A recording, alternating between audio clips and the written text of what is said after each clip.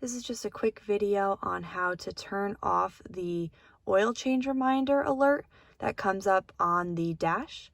So the first thing you're going to do is turn on the vehicle, but you're just going to turn it on without stepping on the brake, and you're going to push the start button twice.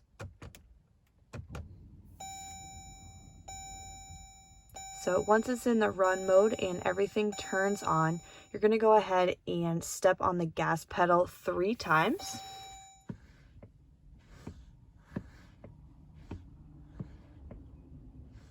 Once you've done that, just go ahead and turn the car off. From there, I usually give it about 3 seconds. And then I'm going to turn the car back on. So I'm going to step on the brake, push the push button start.